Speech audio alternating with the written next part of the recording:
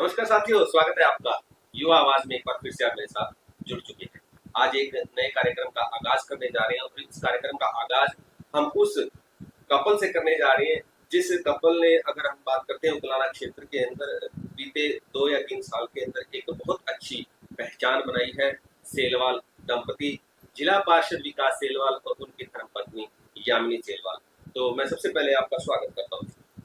आपका बहुत बहुत धन्यवाद आज हमसे बातचीत करने के लिए, और युवा आवाज के सभी दर्शकों का बहुत बहुत आभार हमें सुनने के लिए। आप सबको मेरा नमस्कार जी। हम कोशिश करेंगे आपके उन जीवन के उन पहलुओं को लोगों के साथ शेयर करने की, जिन्हें आज तक लोगों ने सुना नहीं है, महसूस नहीं किया है आपकी इस जर्नी को। क्योंकि हमने तो अपनी आंखों से आपकी जर्नी देखी है। आपको उस समय से देखा है जब आप पहली बार उकलाना में आए, और उसके बाद किस तरीके से आपने लगातार बुलंदियों को छुआ है। तो उसमें हम पूरी जर्नी की आज आपसे चर्चा करेंगे। तो सबसे पहले तो मैं यही जानना चाहता हूँ, आप अपने जो शुरुआती पढ़ाई है या उसके बारे में थोड़ा सा बताइए। कैसे आपने किस फील्ड में आपका जो एम रहा था बचपन से? जी, मेरा अधिकतर जीवन हरियाणा के करनाल शहर में बीता है, जहाँ से मैंने 10वीं की और 12वीं की परीक्षा की। और मेरा हमेशा से बचपन से ही मन था कि मुझे इंजीनियर बनना था। तो उसी के लिए मैंने बीटेक में दाखिला लिया, जेपी यूनिवर्सिटी जो हिमाचल प्रदेश में है। और उसके बाद मैं नौकरी करने के लिए सबसे पहले कलकत्ता गया, जहां मैं एक नेटवर्क इंजीनियर के रूप में मैंने एरिक्सन में कम से कम 1 डेढ़ साल काम किया, 2 साल काम किया। उसके बाद जब मुझे लगा कि मुझे अपने जो हुनर है उनको तराशने की और ज़रूरत है, तो मैंने अपने पिताजी से, अपने परिवार से, अपने जो मेरे गुरु थे उस टाइम, जितने भी मेरे गुरु थे पढ़ाई के क्षेत्र से या फिर मेरे नौकरी के क्षेत्र से, सबसे सलाह लेके मैंने सोचा कि मुझे एमबीए करनी चाहिए। तो मैंने Indian institute of foreign trade जो नई दिल्ली में है, वहाँ से मैंने एमबीए की। और उसके बाद मैं लगभग 8-9 साल तक विभिन्न जो नौकरियां हैं उनमें कार्यरत रहा। कुछ उसमें भारत में थी, भारत के हर कोने में मैंने काम किया है। कलकत्ता में, बॉम्बे में, मुंबई में, पुणे में भी रहा हूँ मैं हैदराबाद में भी रहा हूँ, मैं बैंगलोर में भी रहा हूँ, मैं चेन्नई में भी रहा हूँ और दिल्ली में भी रहा हूँ। मैंने हर जगह नौकरी की है। फिर मुझे काम के सिलसिले में काफ़ी बार बाहर जाना पड़ता था। तो उसी बीच मुझे एक कोर्स बहुत पसंद आया। तो मैं फ्रांस में एक शहर है, रेन करके नाम है उसका, पेरिस से थोड़ी सी ही दूर है। तो वहाँ पे मैंने एक छोटी सी डिग्री की, डिप्लोमा कह सकते हैं उसे।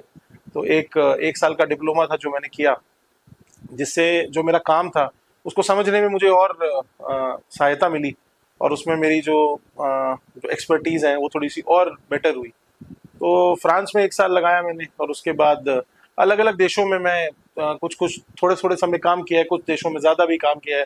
मैं कुछ समय लंदन में भी काम किया, कुछ समय मैंने जर्मनी में भी काम किया। जर्मनी के म्यूनिख शहर में मैं रहता था। आपके पासपोर्ट के ऊपर कितने कंट्रीज की वीजा की मोहर लगी हुई है? ये ऐसे कभी मैंने गिनी नहीं है। नहीं, गिनी नहीं है, लेकिन हाँ, एक पासपोर्ट में इतना ही कहूंगा कि मेरी 2 बुकलेट खत्म हो चुकी है, तीसरी रिन्यू कराई है मैंने। नहीं, मैं लगभग 35-40 देश घूम चुका हूँ। 35-40 देश घूम चुके। हाँ जी। विकास जी ने तो अपने जीवन के बारे में बताया, आप अपना थोड़ा बताइए। कहाँ से बिलोंग करते हैं, कैसे आपने स्टडी या क्या आप किस, हमें भी पता लगा है कि आप भी जॉब, एक अच्छी जॉब करते थे, और क्या वो जॉब अभी कंटिन्यू है, क्या चल रहा है बताओ? मेरे फादर डॉक्टर हैं, साइकेट्रिस्ट हैं, मेरी मदर भी सिविल हॉस्पिटल में रही है, पूरा गवर्नमेंट एम्प्लॉयज़ का फैमिली है। और मैंने भी विकास जी की तरह पहले इंजीनियरिंग किया था, तो मैं कंप्यूटर साइंस इंजीनियर हूँ। उसके बाद मैंने पुणे से एमबीए करा है सिम्बायोसिस से, और उसके बाद मुझे लगभग 8 साल से मैं जॉब कर रही हूँ। तो वो जॉब मेरी मल्टीनेशनल कंपनी में है, जिसका ऑपरेशन अलग अलग दुनिया के शहरों में रहता है। तो वो काम मेरा पहले भी चल रहा था मुंबई से, जब हम रहते थे मुंबई में, वहाँ पे काम करते थे। तो बीच में जैसे हमें बुलाना आना हुआ, तो थोड़ा सा उसमें बदलाव आया। तो अपनी मैं यहाँ से काम कर रही हूँ, बीच बीच में जब हमें जाना पड़ता है तो हम जाते हैं, पर हाँ, ऐसे ही हमारा चल रहा है। ये सब तो आपका हमें पता लगा। पहले मुलाकात आपकी, तो हमारी जो मतलब जैसे हमारी शादी हुई, तो ये बिल्कुल जैसे माता पिता ने हमारा जैसे जानते थे। उससे पहले आप एक दूसरे को नहीं जानते? नहीं नहीं, तो जैसे अब देखिए हमारी जो जैसे कम्युनिटी है, जैसे जो समाज है, उसमें मेरे पिताजी क्लास 1 ऑफिसर हैं, गस्टेड ऑफिसर हैं, यहाँ पापा गस्टेड ऑफिसर रहे हैं। तो जब बात चलती है कि हाँ किसी की आप किसी के लिए कुछ देख रहे हैं, तो हाँ बीच में कुछ थे लोग जिन्होंने बताया और उस दौरान हमारी बात शुरू हुई। तो फाइनल हो चुका था या उसके बाद? नहीं, हमारी जैसे पहले पेरेंट्स मिले थे, तो पेरेंट्स को जब दोनों ठीक लगे तो उन्होंने हमारे ऊपर छोड़ा था कि अब आप लोग देखिए, क्योंकि जीवन हमें बताना है। तो फैमिली ने जब हाँ बोली, उसके बाद फिर हम लोग मिले थे और फिर हमारी बातचीत शुरू। किसने मिला? जी हम मिले तो खुद ही थे, हमारे पेरेंट्स जब आपस में मिले। मीडिएटर जो होगा कौन है, जो दोनों परिवार? हमारे यमुनानगर मासी। हाँ वो एक्चुअली क्या कहते हैं, मेरे पिताजी के भी दोस्त हैं और वो मेरे फादर इन लॉ के रिश्ते में पड़ते हैं। तो उन्होंने बात करवाई थी पहली बार और बहुत अच्छी, मैं तो उनका रोज धन्यवाद करता हूँ। बिल्कुल, मेरे जीवन में एक बहुत बड़ा बदलाव उनकी वजह से आया और बहुत ही अच्छा बदलाव आया।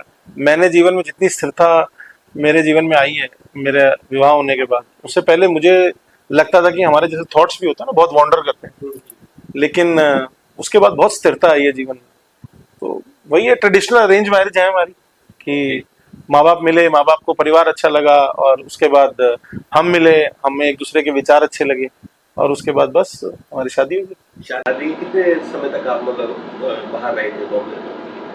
तो 1 साल। हम शादी के बाद जैसे मेरा जो उस टाइम जॉब था, तो वो एक्चुअली मुझे ट्रैवल बहुत करना पड़ता था और कोरोना से हम जस्ट निकले थे, तो ट्रैवल रिस्ट्रिक्शंस भी काफ़ी थी। तो उस समय हमने बेस बनाया अपने बॉम्बे को।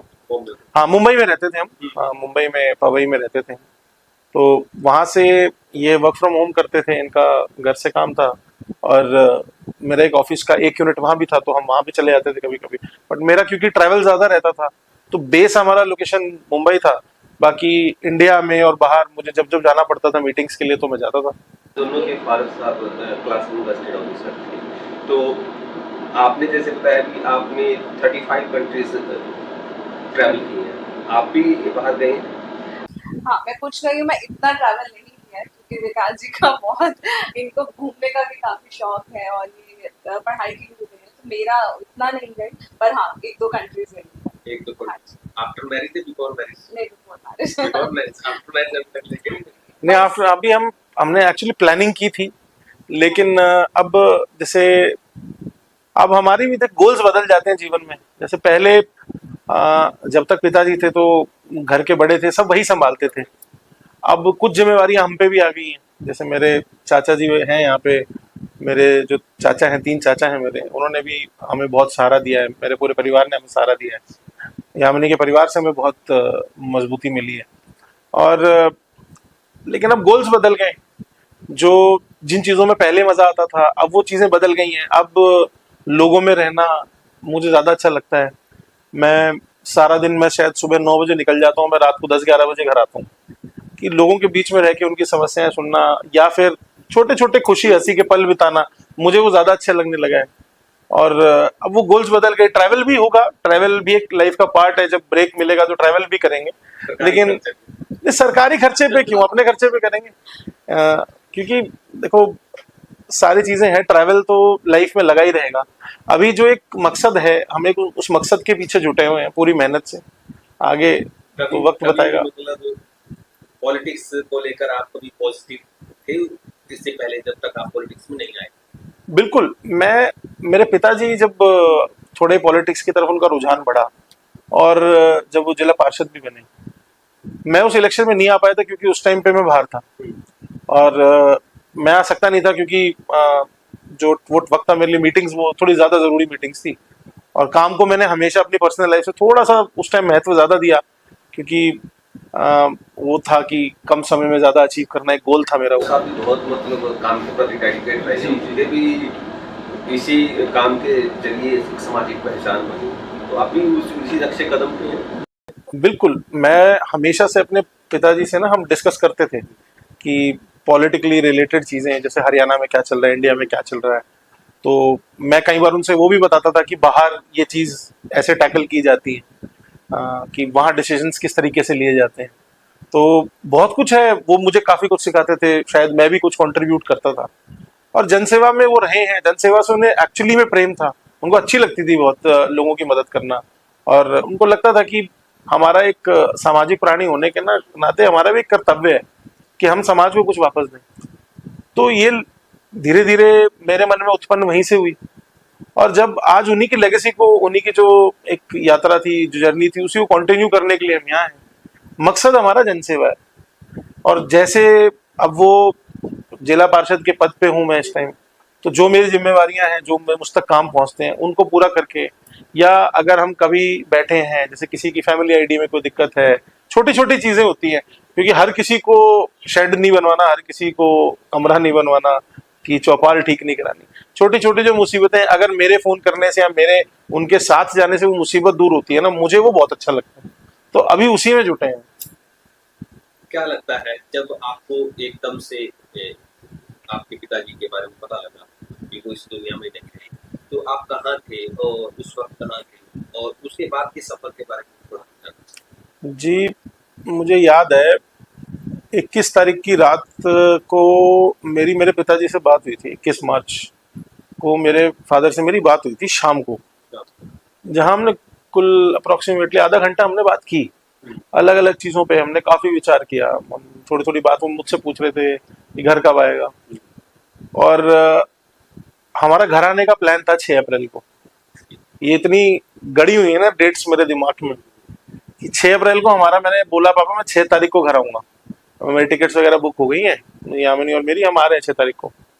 ठीक है, तो वो बोले चलो ठीक है, मैं फिर अब रेस्ट करता हूँ। और हमारी ये बात हुई थी और हमने फोन रख दिया, और मैंने कहा फिर ठीक है मैं सुबह फोन करूंगा। लेकिन सुबह कुछ 8, साढ़े 8, 9 बजे के करीब हमें फोन आया कि पापा को ब्रेन हेमरेज का स्ट्रोक हुआ है। एंड हम 5 मिनट तो मुझे समझ नहीं आया। मैंने रिश्तेदारों को फ़ोन किया, चाचा जी को फ़ोन किया, मम्मी को फ़ोन किया, ये कंफर्म करने के लिए कि कोई कहीं मजाक नहीं है, कि कोई मेरे साथ मजाक ना कर रहा हो, क्योंकि यकीन ही नहीं हुआ। अब हमें पता लगा, हम तुरंत, उस टाइम हम मुंबई में थे, हम वहाँ से एकदम से आए, यहाँ पे आए। कुछ 4-5 घंटे हमें लगे यहाँ पहुँचने में।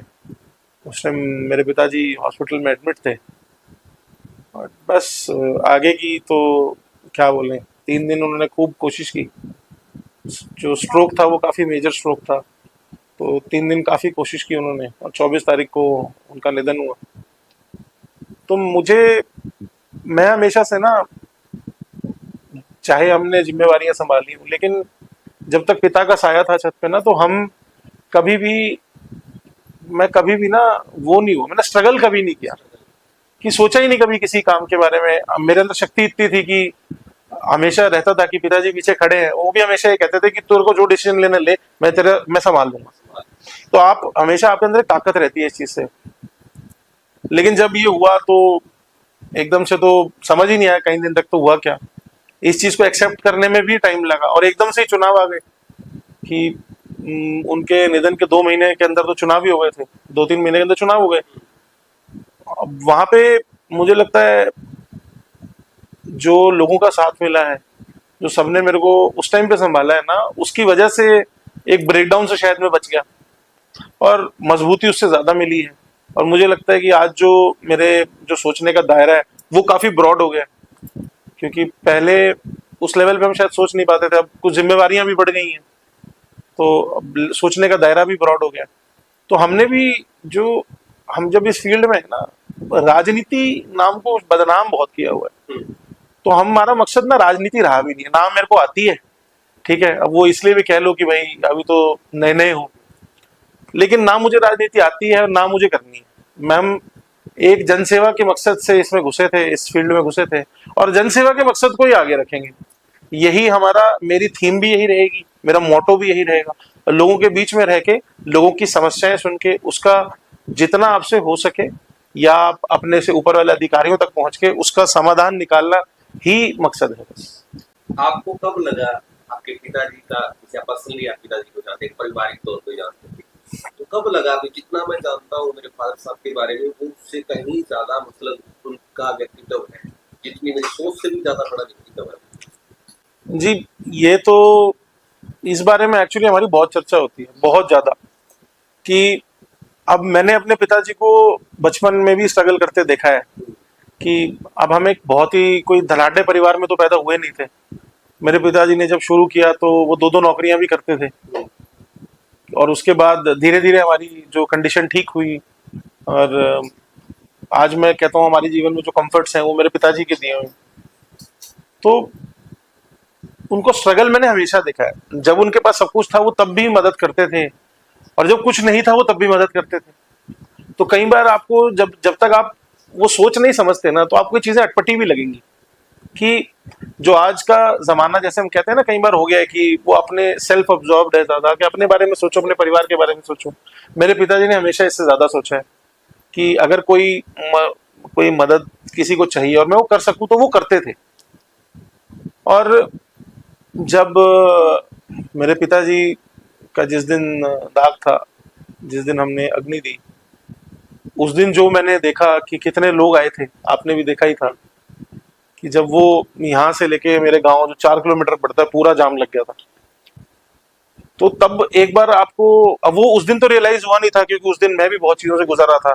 जब मैंने बाद में वो, मेरे ख्याल से किसी न्यूज चैनल ने वो वीडियो डाला था, जब मैंने वो देखा तो मुझे रियलाइज हुआ कि जब इतने लोग आपके फाइनल मोमेंट्स में पहुंचे, देखा जब तक आप जीवित है ना, यही कमाई तो है। हाँ यही कमाई है। जब आप जीवित है ना तब आपसे लोग इसलिए मिलते हैं कई बार कि उनकी भी 36 मजबूरियां होंगी या उनको कुछ फायदा मिल सकता है, लेकिन जो आपके जाने के बाद आप लोग को याद कर रहे हैं, आपके लिए आए हैं, वो सही में आपसे प्रेम करते थे, उतनी जिंदगियों को आपने छुआ है।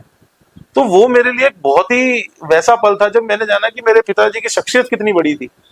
आज भी जैसे मैं हमारे हल्के में 59 गांव में जब जाता हूँ, अलग अलग गांव में, तो कुछ ही दिन पहले की बात है, यहाँ इस साइड बरवाला वाली बेल्ट में हम गए हुए थे, हरखड़ा गांव में मुझे कोई मिला, और मैं उस व्यक्ति से पहली बार मिला था। हम गांव में जनसंपर्क कर रहे थे, और मुझे जब वो जैसे ही मिले, उन्होंने बोला कि आप होशियार सिंह जी के बेटे हैं। मैं कहा हाँ जी। तो उन्होंने बोला कि मेरी नौकरी उन्होंने लगवाई थी, तो आपके पिता का मेरे ऊपर इतना एहसान है। अब ये एकदम से गला बनाता है इन बातों में। बिल्कुल।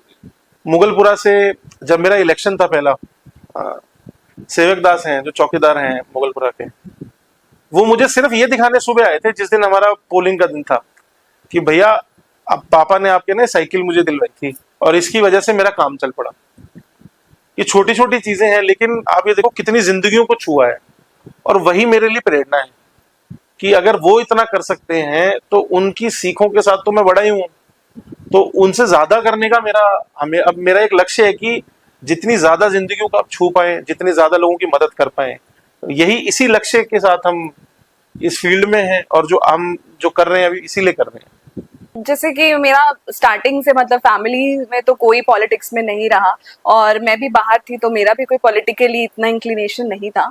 पर हाँ, मैं जैसे कि हमेशा से एक्स्ट्रा करिकुलर में काफ़ी रुचि रही है मेरी स्कूल कॉलेज से, कि वहाँ पे जो इलेक्शंस होते थे और वहाँ पे जैसे डिबेट्स होते थे, तो मेरा हमेशा से उसमें रुझान रहा है, और मैं पॉलिटिक्स को, नेशनल पॉलिटिक्स को फॉलो करती रही हूँ। तो हाँ, उस तरफ से था मेरा ध्यान, पर कभी हमें करना पड़ेगा ऐसा सोचा नहीं था।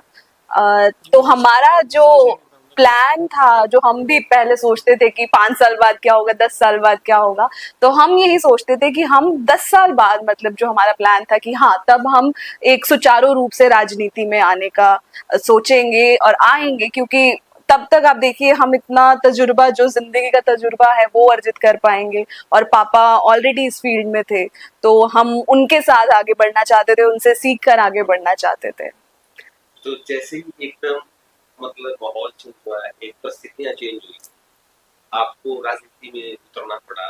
आपके जो हस्बैंड है उनके लिए एक निर्णय लेना, क्योंकि अभी तक उससे पहले वो पॉलिटिकली ना तो कभी इन्वॉल्व रहे हैं, ना तो फादर साहब के कैंपेन में रहे थे और ना खुद भी रहे। तो एकदम से पॉलिटिकली तौर पे राजनीतिक निर्णय लेना, कि आपसे सलाह हुई क्या? आपका आपस में एक बार तो कॉन्वर्सेशन हुआ ही होगा कि अब क्या करें?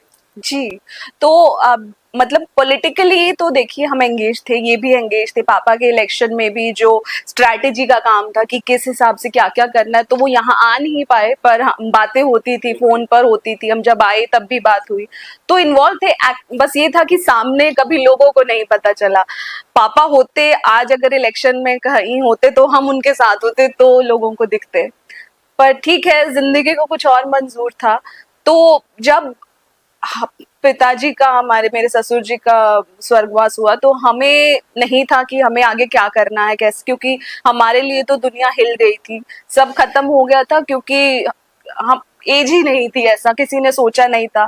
हमें आना था घर पे, एक बड़ा फंक्शन होना था, हमारी सालगिरह थी, पापा उसकी प्लानिंग कर रहे थे और एकदम से ऐसा हो गया।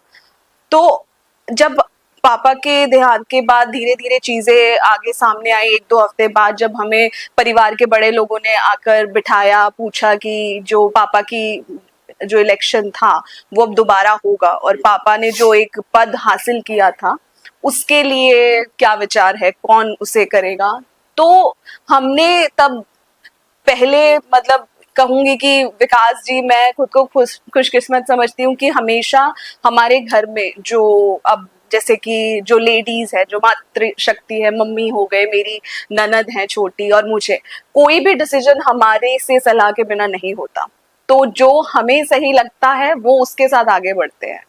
तो जब भी बात हुई तो भी हमने सबने परिवार के बड़े लोगों के साथ बैठकर ये ओपन डिस्कशन हुआ कि हमें आगे कैसे करना चाहिए। तो यही था कि जो लोगों ने विश्वास पापा में दिखाया था, 5 साल के लिए उन्हें चुना था, तो ये हमारा फर्ज बनता है कि उस विश्वास को हम कायम रखें, उस विश्वास के आगे हम वो काम करें। तो इसी एक संकल्प के साथ हम उतरे थे कि जो वादा पापा ने किया था लोगों से उसे हम पूरा कर पाए। तो बस। विकास, जैसे जब भी कई बार हम मतलब किसी समस्या में फंस जाते हैं, तो एक हमारा मतलब सलाह लेनी होती है ना, किसी से तो हम सलाह लेते हैं। और अब पहले तो आपके पिताजी जब थे तो फोन करके आपको सलाह मिल भी सकती होगी।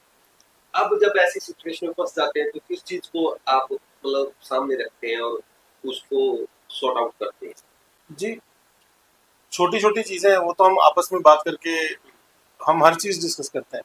ऐसी कोई चीज नहीं होगी मेरी लाइफ में जो यामिनी को नहीं पता होगी। हम हर चीज डिस्कस करते हैं, हर चीज उसी के हिसाब से एक्शन लेते हैं। लेकिन मेरा कोई भी एक्शन होगा उनकी लाइफ को भी इम्पैक्ट करता है। जो भी बड़े डिसीजन होते हैं, तो जैसे अभी मार्गदर्शन करने के लिए मेरे चाचा हैं, मेरे ससुर जी हैं, मेरी माता है, मेरी सासू माँ है। हम सब हमेशा डिस्कस करके एक डिसीजन लेते हैं। कोई भी बड़ा डिसीजन मेरे अकेले का नहीं होता, क्योंकि मुझे लगता है कि देखो, मेरे हर डिसीजन से इम्पैक्ट होती है सबकी ज़िंदगी। तो हर किसी का एक इसमें कहा होना चाहिए। तो हम सबसे डिस्कस करके जो सबको सही लगता है। कई बार आप भी पूरी तरीके से एक चीज़ को नहीं देख पाते, तो जब वो कहता है ज़्यादा दिमाग लगते हैं प्रॉब्लम के ऊपर, तो सॉल्यूशन भी अच्छे निकल आते हैं।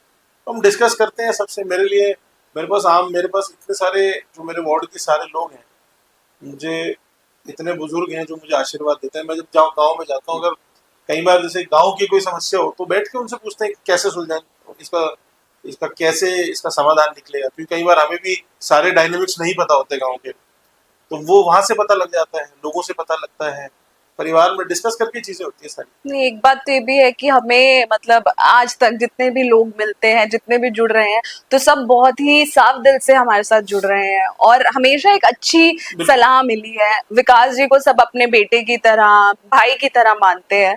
तो मैं तो उकलाना की जनता के से वैसे ही बहुत बहुत मतलब उनकी कर्जदार हूँ कि उन्होंने हमें इतना अपनापन दिया है और इतने अच्छे भाव हैं सबके मन में। तो यही यही है जो हमें आगे लेकर चल रहा है।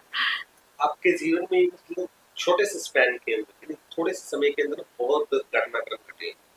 आपके फादर साहब जिला पार्षद बने, एक पॉलिटिकल जी, मतलब राजनीति की शुरुआत आपके परिवार के अंदर। उसके बाद उनका अचानक देहांत हो गया, तो उसके बाद फिर आप दोबारा से राजनीति के अंदर आए और एक जिला पार्षद बनकर आपने उनके जो सपना उन्होंने देखा था जन सेवा का आपके परिवार के जरिए, उसको लेगेसी को आपने आगे बढ़ाया। जी, उसके बाद एकदम से उनका सपना, जो विजन था, वो काफी सालों से देख रहे थे कि मैं जो हरियाणा की विधानसभा है उसको रिप्रेजेंट करूं। आपके जीवन में जो क्षण आया है, थोड़े से स्पैन के अंदर आप उस पथ पे या उस तरफ चल रहे हैं, तो क्या लगता है अनुभव आपको कैसा रहा है, और क्या आप उस जगह के लिए अपने अनुभव को उचित मतलब मानते हैं कि अच्छा अनुभव हो चुका है वो?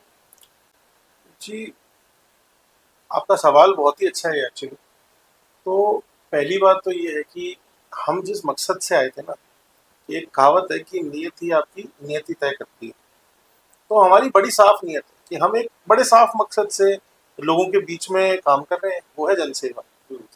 यही सर्वोपरि आज भी है और यही सर्वोपरि आगे भी रहेगा। लोगों ने अपने प्यार से हमें पहले जिला पार्षद का चुनाव लड़वाया भी और जिताया भी।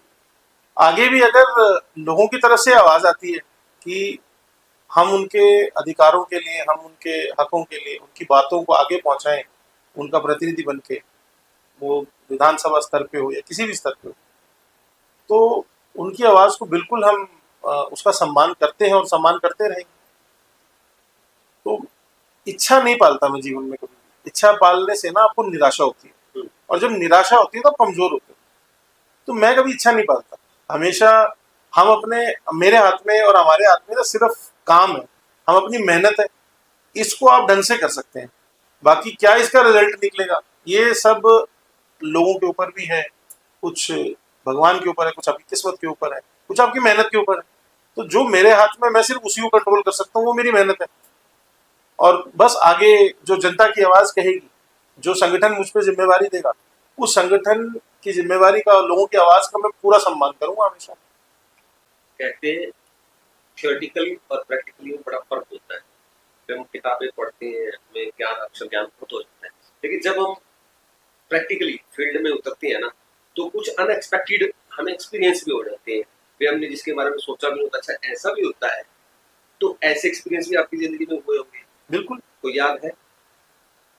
जी, ऐसे बहुत सारे एक्सपीरियंसेस हैं। एक घटनाक्रम तो कोई मुझे ऐसा याद नहीं है, लेकिन अब जैसे अब मैं जिला पार्षद हूँ, इसमें भी बहुत चीजें हैं जो एकदम से मुझे इनिशियली एकदम से समझ नहीं आई।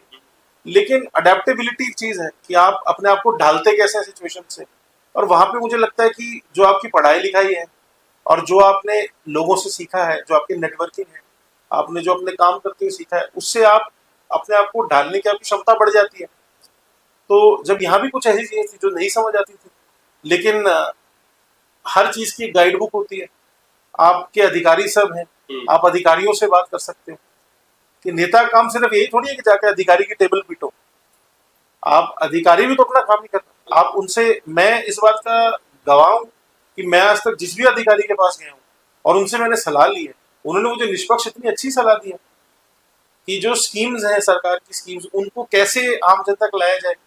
छोटी छोटी चीजें हैं, जैसे ये कन्यादान स्कीम है। अभी मैं एक विवाह में आया हूँ, उनके कागज तैयार करवा के आया कि जब शादी हो जाएगी आपको लाभ मिलेगा, ऐसी परिवार में 71,000 का लाभ मिलता है।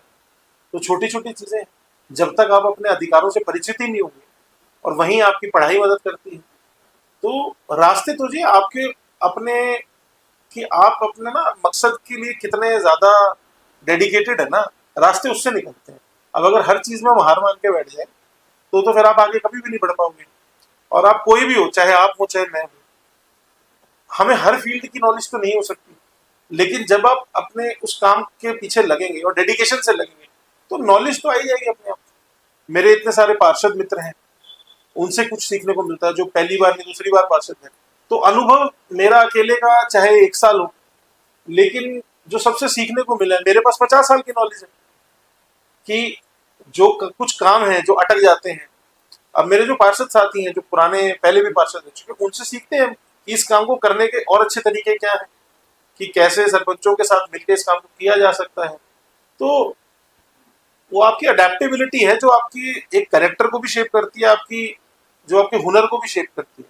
तो मुझे लगता है मैं अडेप्टेबल हूँ, कि सिचुएशन से अडेप्ट करना हमने सीखा है, कि मेहनत ही आती है।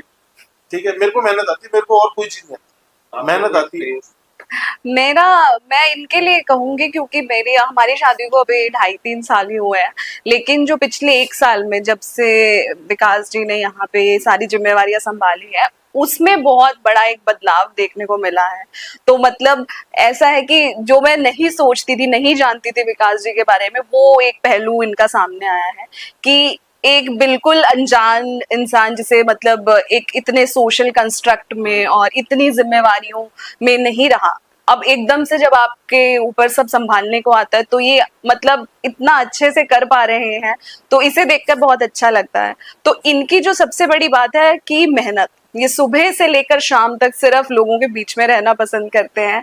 तो वो जो है वो मुझे भी प्रेरित करती है कि जब इंसान खुद इतना मोटिवेटेड है कि हाँ मुझे एक काम करना है, मुझे समाज के लिए कुछ काम करना है, तो वो एक बहुत ही प्रेरणादायी चीज है। और मुझे अच्छा लगता है कि हाँ मेरे जो हस्बैंड है वो कुछ ऐसा काम कर रहे हैं जिससे एक इम्पैक्ट पड़ रहा है, लोगों की जिंदगी चाहे थोड़ी बदल रही है चाहे ज्यादा बदल रही है, पर बदल रही है, और यही एक मतलब अच्छी चीज है। विकास जी ने चुनाव जीता, उस चुनाव के दौरान लोगों ने महसूस किया जो आपने जिस शिद्दत से, जिस मेहनत से उस पूरे चुनाव का प्रबंधन भी संभाला, उस चुनाव को चलाया भी आपने, तो आप में भी वो गुण दिखे लोगों को। अब जब भी चर्चा होती है, आम चर्चा होती है, तो आप दोनों की चर्चा होती है, दोनों सुटेबल है। अगर दोनों अपने जीवन में आगे बढ़ना चाहते हैं राजनीति के अंदर, तो बहुत अच्छे से बढ़ सकते हैं। तो क्या आप दोनों इस चीज के लिए प्रिपेयर हैं? मौका तो हो सकता है शायद एक को मिले। जी, मौका, आप राजनीतिक मौके की बात कर रहे हैं, मौका हमें रोज मिलता है कि मैंने आप दोनों में से, हाँ, क्योंकि देखिए हम बात कर रहे हैं सीधा सीधा असेंबली चुनाव की बात करते हैं। तो जब चुनाव होते हैं तो कई समीकरण देखे जाते हैं, तो यहाँ पे अगर हम पिछले दिनों की बात करते हैं तो एक चर्चा चली थी युवा और महिलाओं को काफी आगे बढ़ाया जाएगा इस चुनाव के दौरान। आप युवा भी हैं, दोनों युवा, आप महिला भी हैं, तो आपके पास तो मतलब जितने भी सोर्सेज होने चाहिए थे वो मौजूद है। तो अगर कमान एक दूसरे को देनी पड़े तो उसके लिए तैयार है कि हम एक ही है, एक ही बात है। अब सी हमारा जो एक मकसद है ना, हम एक संगठन से जुड़े हैं। अब हमारा जो पार्टी है, हमारा जो संगठन है, वो किसी को भी जिम्मेवारी दे, हम दोनों को क्या, पार्टी किसी और को भी जिम्मेवारी दे, हम उनके साथ भी लगेंगे कि मकसद तो एक ही है, लोगों के काम होने चाहिए। राजनीति तो करनी नहीं है, ना राजनीति आती है ना करनी है। अब इनको वो मौका मिले या मुझे मिले, एक ही बात है। और अगर मान लो परिवार के बाहर भी मौका मिलता है, किसी और को मौका मिलता है, हम उनके साथ भी उतनी मजबूती से खड़े होंगे, क्योंकि वो काम हमारा नहीं है, वो संगठन का काम है कि किसको मौका देना है किसको नहीं देना, वो संगठन का काम है। आप तैयार जी, मैं जिंदगी में कोई भी सिचुएशन हो, और सेम यामिनी, कोई भी सिचुएशन हो, हम उसके लिए हमेशा तैयार रहते हैं। कि यही सीखा है पिछले 1-1.5 साल में से कि हमारे पास कोई भी चैलेंज आएगा, हमारे पास कोई भी जिम्मेवारी आएगी, उसको अपनी पूरी मेहनत से निभाने का हम पूरी कोशिश करेंगे। उससे ज्यादा ना हमारे कंट्रोल में है, ठीक है, और ना ज्यादा उसके बारे में सोचना चाहिए, ना हम सोचते हैं। मैंने पहले जो कहा ना, दोबारा कहता हूँ, इच्छा नहीं पालते, हम जनसेवा में लगे हुए हैं।